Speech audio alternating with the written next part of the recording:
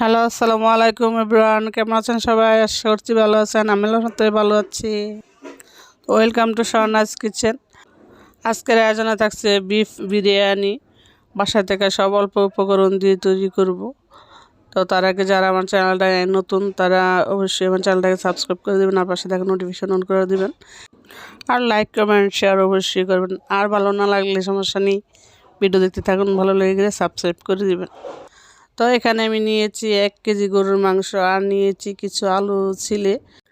এখন আমি দিয়ে দিব 2 চামচ রসুন বাটা, আর দিয়ে দিব 2 চামচ আদা বাটা সাথে, আর দিয়ে দিব শাহি জিরা, জয়ফল, জয়ত্রী, এগুলো আমি বেটে রেখেছিলাম, সেগুলো দিয়ে দিচ্ছি। এখন দিচ্ছি 2 চামচ জিরে বাটা, আর দিচ্ছি বাদাম বাটা, আমন্ড আর কাজু বাদাম বাটা ছিল, আর দিচ্ছি অর্ধেক লেবু রস দিয়ে দিচ্ছি। এখন দিচ্ছি ধনিয়া গুঁড়ি 1 চামচ, আর স্বাদ মতো লবণ, 1/2 চামচ গোলমরিচের গুঁড়া, আর সামান্য পরিমাণ তেল দিয়ে এটাকে আমি মেখে রেখে দিব প্রায় 1 ঘন্টার মতো। বিরিয়ানিতে আমি কোনো হলুদ বা শুকনো মরিচের গুঁড়ো অ্যাড করব না, তার জন্য আমি গোলমরিচের গুঁড়োটা দিয়েছি। পরবর্তীতে আমি বেশি করে কাঁচামরিচ অ্যাড করে দিব সাথে। তো এখন আমি এটা 1 ঘন্টার জন্য রেখে দিব। আর এখন আমি আলুগুলোর মধ্যে সামান্য পরিমাণ জর্দা রং দিয়ে মিশিয়ে নিচ্ছি আলুগুলো ভাজার জন্য। দেখতে পাচ্ছেন আলুগুলো কিন্তু আমি বেশি নিয়েছি, কারণ হলো মাংসটা কম মনে হচ্ছে। 1 কেজি একটু সামান্য পরিমাণ চাল, তো মাংস কম হলে আলুটা দিলে সেটা ব্যালেন্স হয়ে যাবে সাথে। এখন আমি চুলায় একটা কড়াই বসিয়ে দিয়েছি এবং সেটাতে পরিমাণ মতো তেল দিয়ে পেঁয়াজ বেরেস্তা করে নিচ্ছি বিরিয়ানির জন্য। পেঁয়াজটাকে আমি আস্তে আস্তে হালকা করে ভেজে নিচ্ছি। চুলাটা বেশি বাড়িয়ে দিলে পেঁয়াজটা পুড়ে যাবে, তার জন্য। তো এখন আমার পেঁয়াজ ভাজা শেষ। এখন আমি আস্তে আস্তে সবগুলোকে তেল থেকে তুলে নিচ্ছি। তো আমি এখন এই তেলের মধ্যে আলুগুলোকেও ভেজে নেব।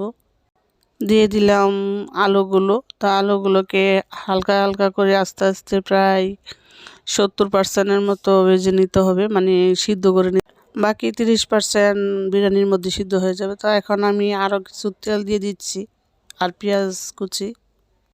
এখন আমি এটার মধ্যে মাংসটাকে কষিয়ে নেব, তো তার জন্য আমি এই তেলের মধ্যে দিয়ে দিচ্ছি। তো এখন আমি দিয়ে দিচ্ছি 3-4টা তেজপাতা ছোট, আর দিয়ে দিচ্ছি 8টার মতো এলাচ, আর দারচিনি দিয়ে দিয়েছি 5-6টা ছোট ছোট। তো এখন আমি সবগুলোকে একসাথে ভেজে নিচ্ছি। পেঁয়াজটা হালকা ভাজা হয়ে গেলে আমি এটাতে মাংসটা দিয়ে দিব। অনেকে আবার পেঁয়াজটা বেরেস্তার মতো করে ভেজে নেয়, তো আমি বেরেস্তাটা পরে দিব, তার জন্য আমি হালকা করে ভেজে নিয়েছি। তো এখন আমি 1 ঘন্টা পরে মাংসগুলো দিয়ে দিচ্ছি। তো দেখতে পাচ্ছেন মাংসের কালারটা একদম কি সুন্দর।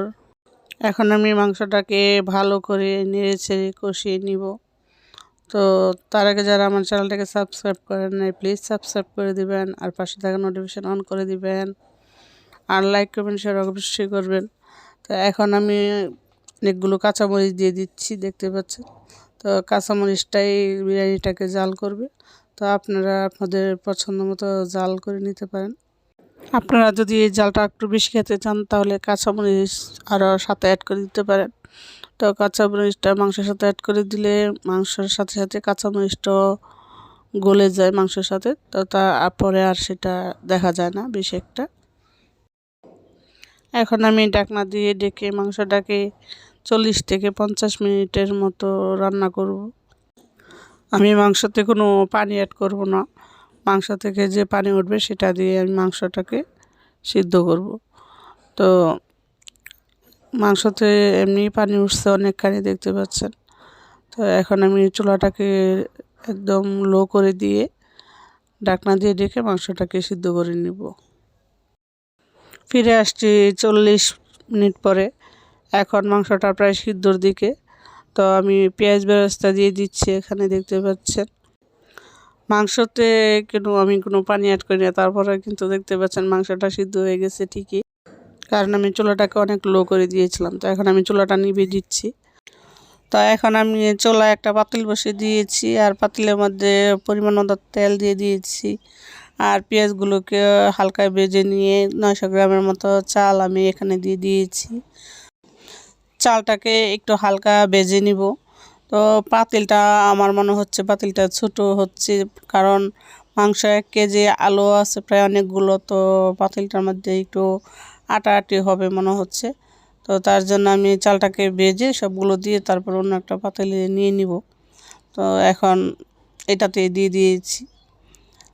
তো এখন চালটা প্রায় আমার ভাজা হয়ে গেছে। এখন আমি পানিও খুব কম দিব, কারণ মাংসতে পানি আছে অনেকখানি। তো তার জন্য আমি এখানে 1 কেজির মতো পানি দিয়েছি চালটাতে, যাতে করে চালটা হাফ সিদ্ধ হয় এমন পানি দিয়েছি। আর মাংসতে যে পানিটা আছে সেই পানিটা এটার সাথে ব্যালেন্স হয়ে সমান হয়ে যাবে, তার জন্য। আর বেশি দিলে চালটা জট লেগে যাবে। তো দেখতে পাচ্ছেন পানিটা চালটাকে হাফ সিদ্ধ করে দিয়েছে এমনিতে। তো এখন আমি মাংসটাকে ঢেলে দিচ্ছি উপরে। তো মাংসতে যে তেল আর মশলা টশলা আছে সেগুলোকে চালটাকে সিদ্ধ করে দিবে। মাংসের উপরে আমি এখন দিয়ে দিব বাকি চালগুলো, যেগুলো আমি জর্দা রং দিয়ে হাফ সিদ্ধ করে নিয়েছিলাম, দেখতে পাচ্ছেন। তো এখন এগুলো দিয়ে আমি উপরে যে আলুগুলো ভেজে নিয়েছিলাম সেগুলো দিয়ে দিব, যাতে বাকিগুলো সিদ্ধ হয়ে যায়। তো দেখতে পাচ্ছেন পাতিলটা একদম ভরে গেছে। তো আলুগুলো দিয়ে আমি প্রায় 10-15 মিনিটের মতন ঢাকনা দিয়ে ঢেকে দিব, যাতে ভিতরে যে চাল আর আলুটা আছে সেটা সিদ্ধ হয়ে যায়। তারপরে আমি অন্য একটা পাতিলে ঢেলে নেব। 10-15 মিনিট পরে ঢাকনা তোলার পর দেখতে পাচ্ছেন একদম নিচে থেকে যে সাদা চালগুলো ছিল সেগুলো প্রায় সিদ্ধ হয়ে গেছে। তো এখন আমি সবগুলোকে নাড়ার জন্য চেষ্টা করছি। আপনারা অবশ্যই চেষ্টা করবেন একটু বড় পাতিলে দেওয়ার জন্য, বেশি করে করলে এতে করে নাড়ানাড়ির জন্য সুবিধা হবে।